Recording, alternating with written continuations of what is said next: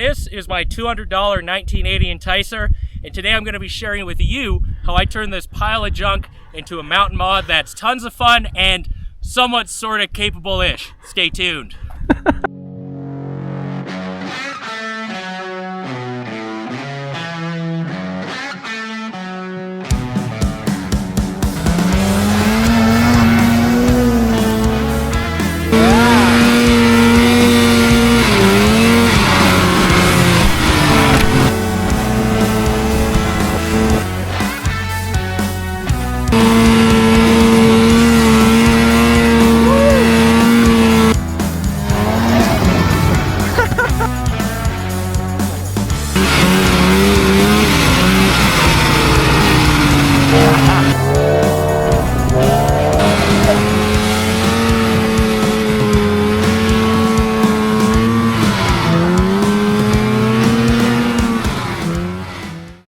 So obviously, there's a lot happening with this sled right now.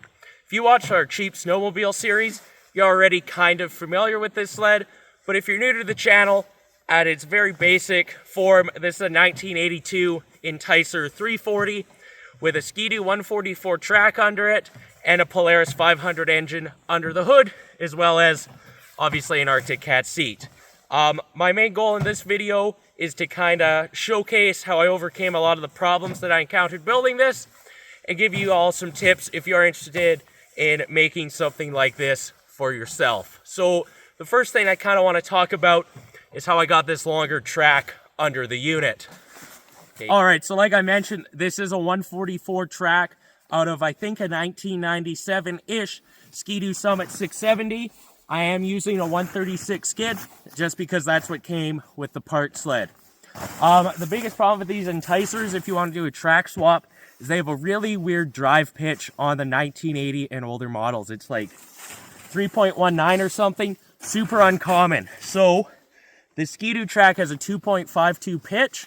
If you want to do this track swap, maybe get in there with the camera mic, you need drivers off of a 78 or 79 Enticer 250, or I think a 79 340. They're that 2.52 pitch. If you get those drivers, then it opens up a lot of options for the track swap.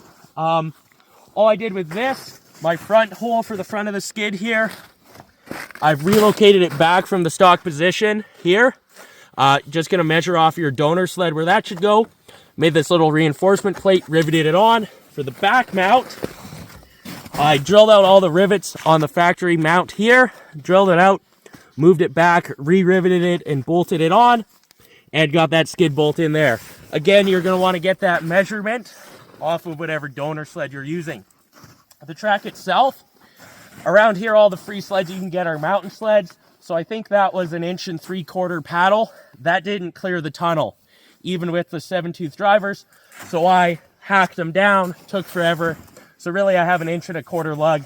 That's kind of the most you're going to be able to work on an Enticer, but ultimately this is a lot of track. You know, I think the stock Enticer 108 track with like 1/2-inch lugs. So okay, so with the track, obviously it would be ideal to have a 144 skid for the 136 track, just because then we'd have more track on the snow.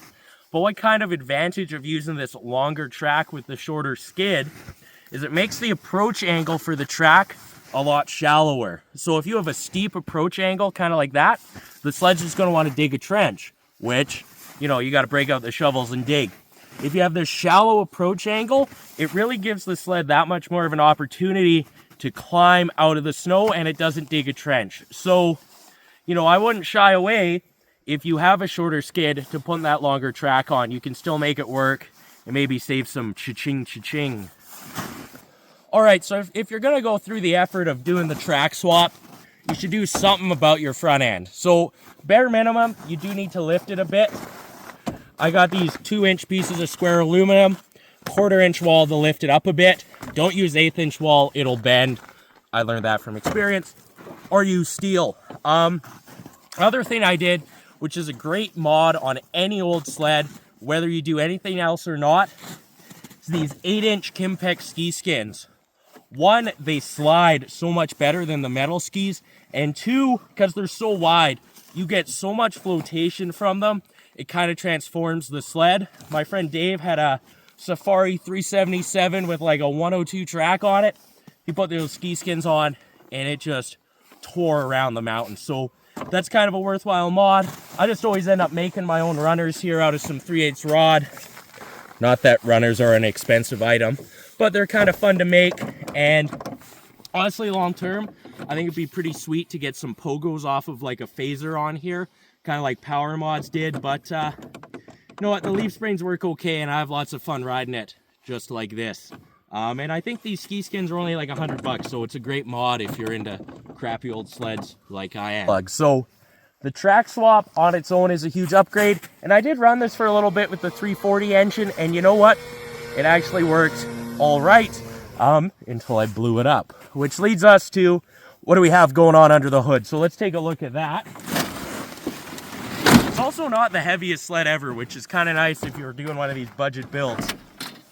So under the hood, this is a Polaris 500 fan-cooled engine, or Fuji 488. Someone's going to comment, why'd you go with a Polaris? Why didn't you get a Bombardier? You know, why didn't you get a Yamaha? It was $20 on Facebook. So, like, who's going to complain about that for a running sled motor? So I put this in. It's kind of hard to see with the camera.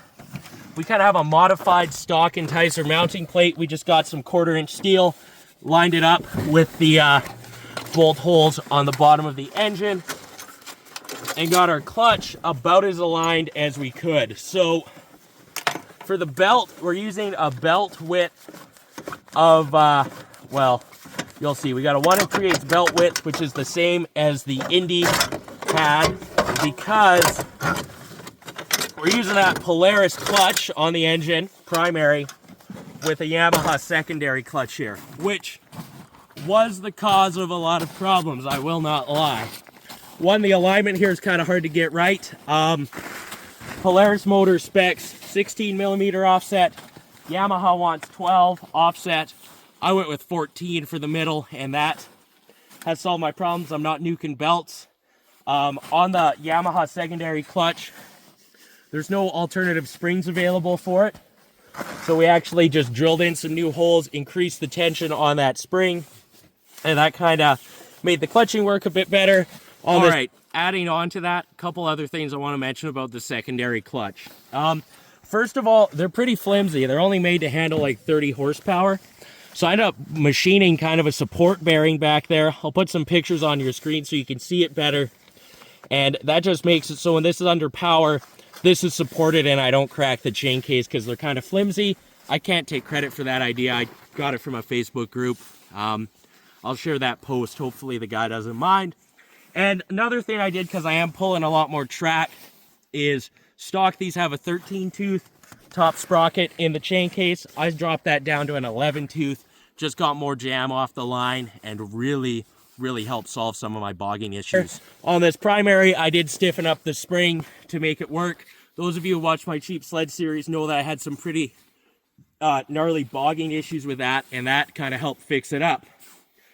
Those of you who know a bit about sleds probably notice there's something weird going on with my exhaust pipe here. So the Enticer, the exhaust comes out on the opposite side of most sleds. So originally when I did this motor swap, had it hooked up to a stock Enticer pipe that I modified. Unsurprisingly, ran like a bag of crap. So I took the 500 pipe and cut it here, here, and here, and re-clocked it so it went the other way. Now initially, you kind of see this extension here. Initially I didn't have that. I just shortened the header. And if you know anything about two-stroke pipe, shortening the length of the pipe makes it create more power up high, but ruins your low-end power. So I kind of had a gutless monster. So I ended up cutting this hole in the belly pan here so I could clear a longer pipe, and I extended the pipe. That solved a lot of my problems there. So that kind of made the sled run okay. I did end up making this air box for it. I made this air box hoping that it was going to solve some of my bogging issues. Honestly, it didn't. So I don't know if you really need one of these, but it does look kind of cool, and it was a fun project here. So that's kind of a cool feature. I did also end up freshening up this motor after the Cheap Sled Challenge. I did new crank seals in it. The old ones looked okay. New carb boots, new CDI, and did a bunch of stuff to try to get it running mint. And, you know, $20 motor, you throw a couple $100 at it, you got a real winner. So that's kind of my engine department. That's the track. We'll talk about ergonomics a bit here. So, I originally had a stock seat on here, and it actually looked better with it, but it was terribly uncomfortable. So I got this cat seat on Facebook for $100. I made this aluminum mounting system for it. It looks pretty slick. It's not my favorite. Honestly, if you could get any seat, the one for these builds is kind of like that 08, 09 era Polaris RMK seat with the frame at the back. Those look really slick on these kinds of builds. For my handlebars, I made this kind of bar riser adapter. It's just a flat piece of steel coming to this piece of square welded to some old handlebars, going to some Ski-Doo G4 risers I picked up for free, to some XM handlebars, got this random mountain bar, and that actually works pretty good. It's a lot more comfortable to sit on. You know, I'm 6'1", and I'm quite comfortable. I'm not crouched like on most old sleds, and the transition from sitting to standing really isn't bad. It's not hard to get on edge. So that was a great mod. In that front, I made this little fuel caddy back here, which goes on my tunnel extension. The tunnel extension I just ended up cutting off of the sled I got the track off of. I actually think it kind of looks cool. It works good. You could make that out of random aluminum too if you really wanted to. My God, you need some fluid film on there. I'll rivet some license plates on. Oh, that'll do her.